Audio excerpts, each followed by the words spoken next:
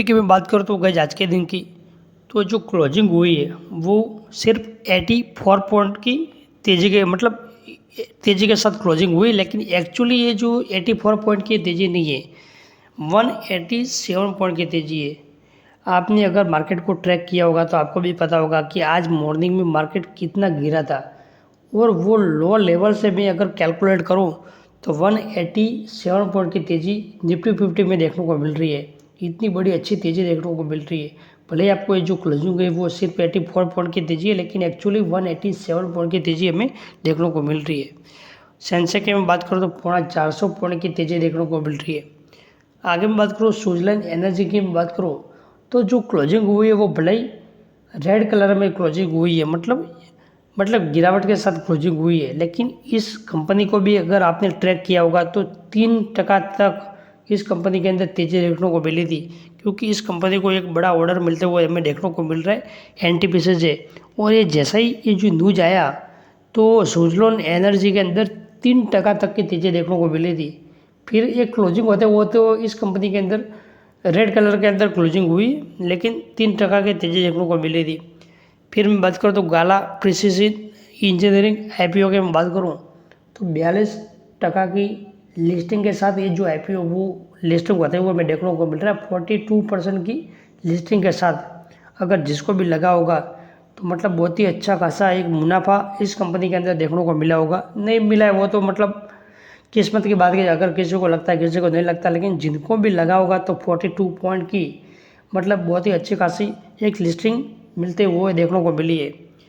आगे मैं बात करूं तो और एक बड़ा कंपनी का जो आईपीओ वो अभी मार्केट में आते हुए हमें देखने को मिल रहा है two wheeler electric two wheeler company का जो मतलब कंपनी टू व्हीलर बनाने वाली कंपनी है। कंपनी का जो नाम की मैं बात करूं तो एदर एनर्जी 3100 करोड़ का जो आईपीओ वो हमें देखने को मिल रहा है, और इस कंपनी ने सेबी के पास जो दस्तावेज है वो भी जमा करते हुए हमें देखने को मिल रहे हैं। और शॉर्ट टाइम पे इस कंपनी का जो आईपीओ वो भी हमें मार्केट में आते हुए हमें देखने को मिल जाएगा।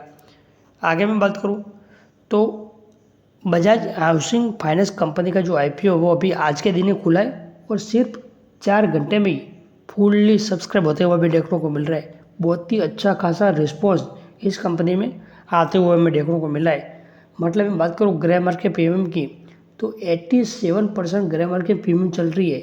यानी कि मोटा मोटा मैं बात करूँ अगर ये जो ग्रे मार्केट प्रीमियम के हिसाब से अगर लिस्टिंग हुआ तो बहुत ही अच्छा खासा इस कंपनी के अंदर मुनाफा हो सकता है। अगर इस कंपनी का आईपीओ वो अलॉटमेंट हुआ तो 87% ग्रे मार्केट प्रीमियम बहुत ही कम नहीं होता है। और मैं बात करूँ तो कुछ दिनों से इस कंपनी का जो ग्रे मार्केट प्रीमियम है वो बढ़ते ही जा रहा है। पहले मैं बात करूँ तो 50% चल रहा था, फिर 60% हुआ, 75% हुआ, अभी 85% ग्रे मार्केट प्रीमियम पहुँच गया है। मतलब धीरे धीरे करके बढ़ते ही जा रहा है।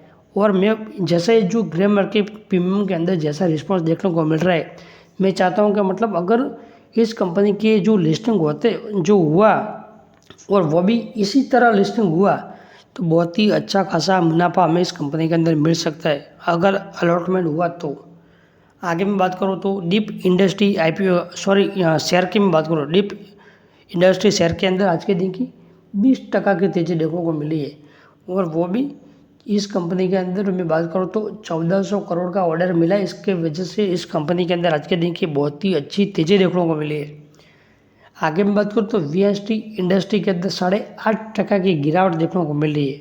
और इसके पीछे के रीजन की हम बात करते तो और कुछ नहीं, सिर्फ प्रॉफिट बुकिंग है।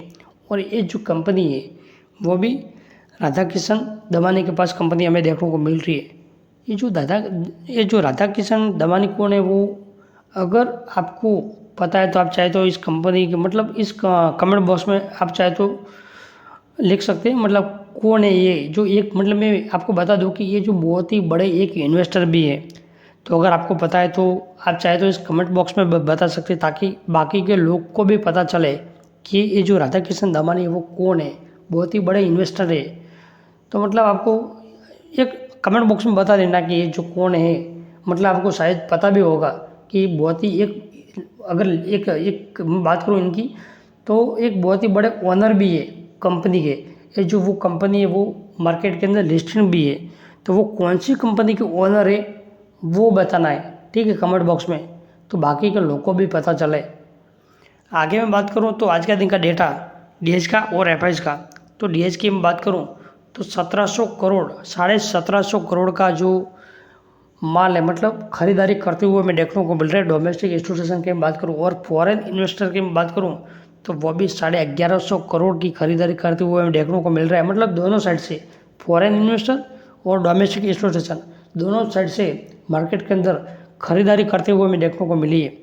तो इसकी वजह से भी आप चाहे तो मार्केट के अंदर बहुत ही अच्छी तेज़ी है वो देख सकते हैं। मतलब इतनी जो तेज़ी हुई है वो, कभी कभी क्या होता है कि फॉरेन इन्वेस्टर बिकवाली करते हैं और डोमेस्टिक इंस्टीट्यूशन खरीदारी करते हैं, लेकिन आज ऐसा हुआ है कि दोनों तरफ से अच्छी खरीदारी करते हुए देखने को मिल रही है। और वैसे भी मैं बात करूँ तो अभी मार्केट के अंदर इतनी अच्छी गिरावट भी हुई है, तो एक अच्छा मौका भी है खरीदारी करने का। तो इसकी वजह से भी फॉरेन इन्वेस्टर और डोमेस्टिक खरीदारी कर सकते हैं, ठीक है, क्योंकि इतनी अच्छी गिरावट हुई तो एक अच्छा मौका भी है। क्योंकि एक मतलब बात करो तो सस्ता जो स्टॉक है वो भी हमें बहुत ही अच्छी अच्छी क्वालिटी का जो सस्ता स्टॉक है वो भी हमें मिल जाता है। तो इसकी वजह से भी इतनी अच्छी खरीदारी करते हुए हमें देखने को मिल सकती है। तो बस आज के लिए इतना ही, मिलते हैं नेक्स्ट वीडियो में। और आज चाहे तो आप इस वीडियो को लाइक कर सकते, शेयर कर सकते हो, और चाहे तो मतलब दूसरों के साथ शेयर भी कर सकते और चैनल को सब्सक्राइब भी कर सकते हैं।